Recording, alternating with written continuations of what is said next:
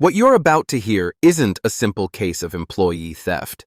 It's an inside job that spiraled into nearly $100,000 in missing inventory, secret side deals, and a paper trail that investigators say tells a much bigger story. An assistant manager, a mysterious middleman named CJ, deleted work orders, free tires, a six-figure engine, and even fraudulent rides, all hidden in plain sight for over a year. But once the audit started, everything unraveled. Stay with us, because the numbers don't lie, and the ending is far more severe than anyone expected. $97,000 over the past year. Most of that was tires, $57,000. So basically, she has a friend that owns a rental car company on Orange Avenue, and he brings his cars here. She writes a ticket, puts the tires on his cars, and then deletes the ticket. And she said he pays her $50 a piece for the tires. And they average $170 a piece is the one she's giving them. What's this guy's name? The guy that CJ? she said he goes by CJ, but she said she thinks this is his real name. Because she also gave him an engine that's worth over $25,000. She wrote up this ticket, but he has the engine. He took it. This is not paid for. But she believes this is his real name. Okay. So, yeah, like I said, I can give you copies of all this or give you originals and make copies for myself. But in addition to all the tires, she also been defrauding us through Lyft. She's been ordering Lyft rides, charging them onto bogus work orders for herself, her kids. She's having Lyft go pick up her kids at Harmony High School in St. Cloud and drive them here after school. And then she's getting rides for her boyfriend and for CJ. So Lyft rides was like $1,800 in fraudulent Lyft rides. The engine. This is all over the course of the last year. The Lyft ride was 3 months, August through November. Okay. That was recent. The engine was recent. A brake job to the guy where she loaded all the tires last week into the Mercedes. They also did a brake job on his car for $1,462. And that wasn't paid for. And so what vehicle came here for that breakdown? It was a Mercedes. Is this the same one they're loading the tires into, or a different one? That's the only one I saw, because that was the most recent. Okay. So I saw her do that it was Friday evening, where they waited till the store. She's the assistant manager. So as soon as the store manager went home for the day, she had that guy back the Mercedes up to the first bay door. And then she helped roll the tires out, and they stuck them in the back of the. Did you get a tag for that car, or does that show on any of your cameras? I don't. It may be on a. Let's see if it's on a ticket. So it was Mercedes. Yeah. So apparently, the assistant store manager over the course of the last year has been mainly stealing tires, having people. Some guy named CJ who has a rental company. She put that it was a temporary tag, so there is no tag on it, but. She said that the tires were not for him, but sometimes she said she uses this guy to do courier services, to like deliver maybe merchandise to other Pep Boy stores. So basically she called him and said, hey, I need you to take these 6 tires to my friend, which basically she stole them for another friend, and the guy with the Mercedes basically just delivered them. So over the past 12 months, she admitted to $97,412.85. How are you guys tracking super tires? So we did get a report. We have a report that is called the It's an audit. Non-finalized special orders, and this store flagged as like the 3rd worst in the entire company.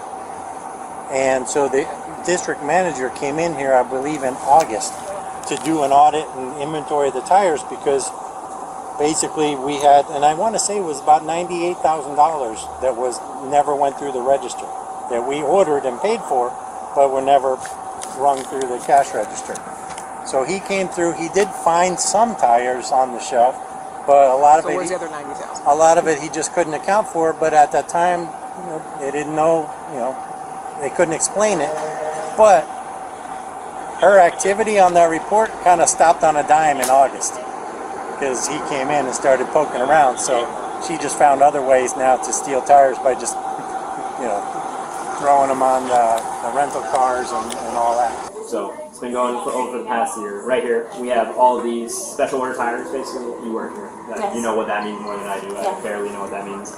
But these, correct? This is your employee number 489154. Correct. Sloan West, right?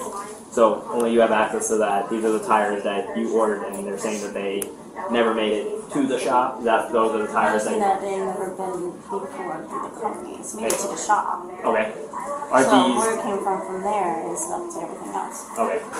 So would these be the tires that you would have given? What's the name of the individual that you're working with? CJ. CJ. Would these be the tires that are part of that? Yes. Okay, gotcha. Okay. So really just doing this because one, you need the extra cash, and because as being a single mother, you need the help in order to transport your children. How old are they? 14, 15, 17. 14, 15, 17? So, can take care of themselves, but obviously not old enough. Well, no, one of them have his license. It's just in the back. Oh, working on the car here? Okay. I get it. No, I understand. Like, hard times, need the extra cash, 3 kids, by yourself. Doing the best you can for the lifts. Or tires. How have you been getting him the tires? Usually he comes, picks them up, or he drops off the car. I'm sorry? Drops off the car and you just put the new tires on the car. Do you personally do that, or you make like a work order and one of the workers do that? Yeah. He's going through hard times as well, but he had every opportunity to pay it. This is like a week now. Well, no, honestly, he's actually been working, he's been doing lifts, not lifts, he's been doing runarounds, errands for us, carrier service for us. Okay. Oh, so he's also a Pep Boys employee. No, he's not purpose. Oh, okay. We hire people outside. Oh, okay. I got you. You got anything? Yeah, sorry, I just missed the engine part they were talking about. So yeah, so the engine was here. Was that you ordered that? You ordered that for his car, or that was just you guys happen to have the part? Okay, but He is being impatient. okay, so he just came and picked it up and threw it in his car and had somebody else put it in, or you guys serviced it and put it in there? No, he has it somewhere else. I'm not sure he has it. Okay. So you picked it up personally from like the back, or was it? Yeah, he picked it up from with the moving truck or a truck from Home Depot. Do you know where that is right now? No. And he owns a business with these cars? Yes, rental company. I don't know. You don't know anything? There's usually business cards running around here, but I haven't seen them. Really? So one other thing that I want to talk about, and I just remembered as well. So from last week, they have some type of video of you moving 6 tires into a vehicle. What was that? Oh, that was last Friday. It was for one of my friends. Jorge or different? No, it was for a different friend. Okay. Jorge took it to him.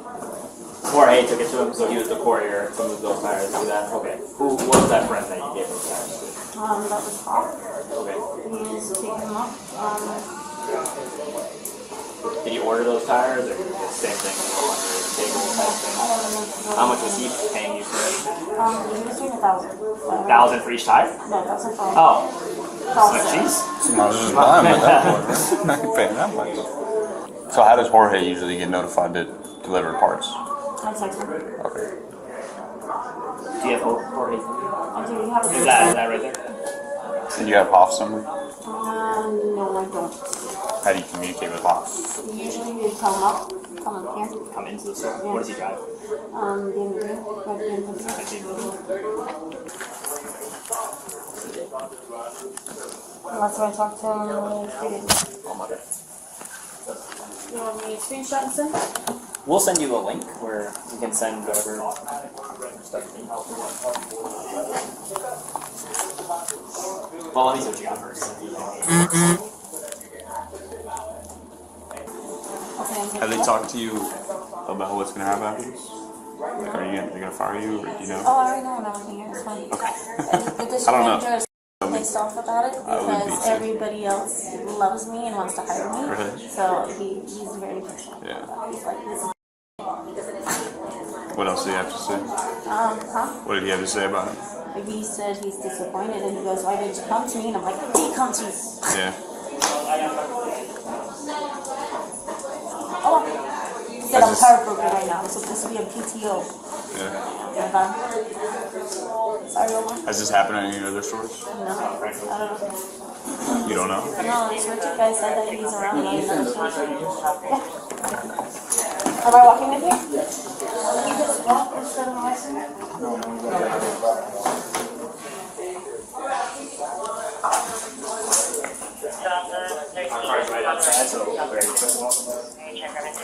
Yeah, can you grab that? Thank you. Do you have any other items here, or are they all on here? Somebody else can pick them up later. Do you want to give us a specific name just so they know specifically who they're going to? Don't know. Don't know later? Forward. Got it?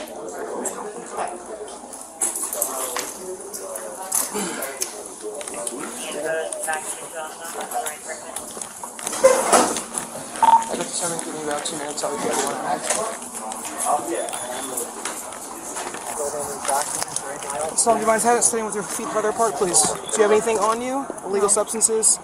Guns, knives, needles? Pins. Where are your pins? I'm doing something right now. Just gotta burn that other video.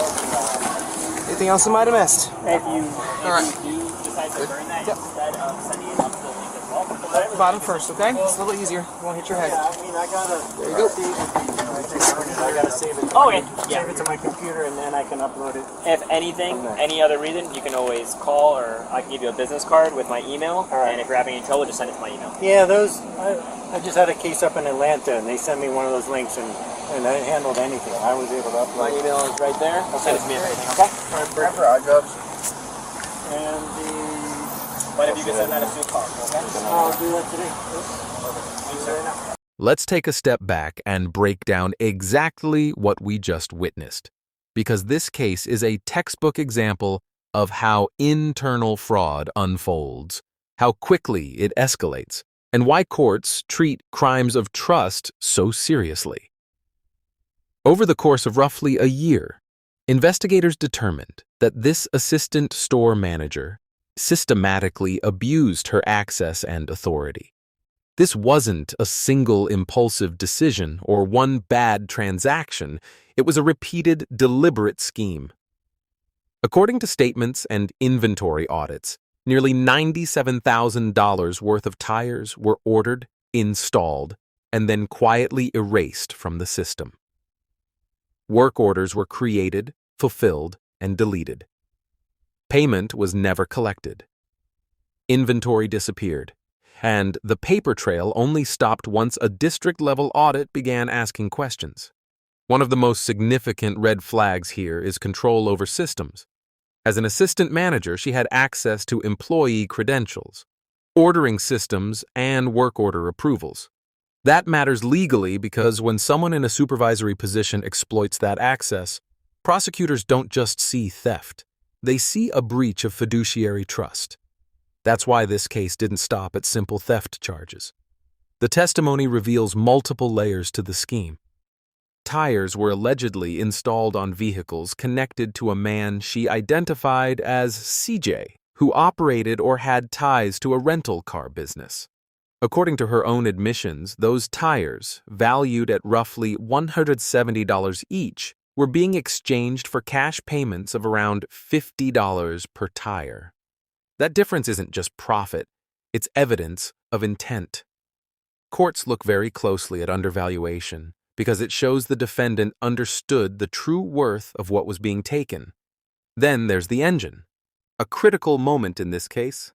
An engine valued at over $225,000 being removed without payment immediately elevates the severity. Whether it was installed or picked up impatiently as described, becomes irrelevant once possession changes hands without authorization or compensation. From a legal standpoint, that's conversion of property, another pillar supporting the grand theft charge. Investigators also uncovered fraudulent lift charges, totaling approximately $1,800, routed through fake work orders. These weren't business-related rides. They included transportation for her children from school, rides for a boyfriend, and rides for CJ. This matters because it demonstrates misuse of company accounts for personal benefit, reinforcing the scheme to defraud classification rather than isolated theft incidents.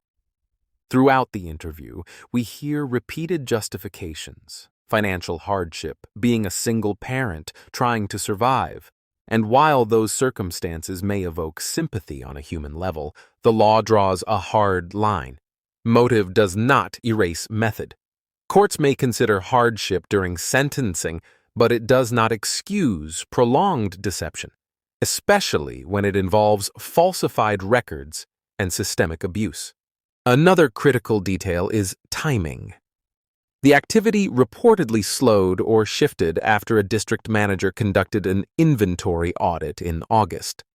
That behavioral change is often cited by prosecutors as consciousness of guilt, a sign the accused knew the conduct was wrong and attempted to avoid detection. Instead of stopping, the methods allegedly changed, which only strengthened the case. So why was the final restitution amount nearly $997,000, far exceeding the $97,000 figure discussed earlier? Restitution calculations often include inventory loss, retail valuation, investigative costs, administrative expenses, and long-term operational damage. In corporate fraud cases, courts frequently rely on full replacement value and downstream losses, not just immediate cash totals. The sentence itself, 9 months in jail, 20 years of probation, and nearly $1 million in restitution, reflects how seriously the justice system treats internal fraud. Probation terms this long are designed to ensure ongoing accountability, financial repayment, and long-term supervision. This isn't about punishment alone. It's about deterrence. Now here's the question for you. Where do you draw the line between desperation and deception? Does personal hardship ever justify manipulating systems meant to protect everyone else? And if this audit never happened, how long do you think this would have continued? Cases like this send a clear message. When trust is weaponized, the consequences multiply. Access becomes liability, and small shortcuts repeated over time can end careers, reputations, and freedom. If you found this case as shocking as we did, make sure to hit that like button, share your thoughts in the comments, and don't forget to subscribe for more jaw-dropping courtroom and body cam breakdowns.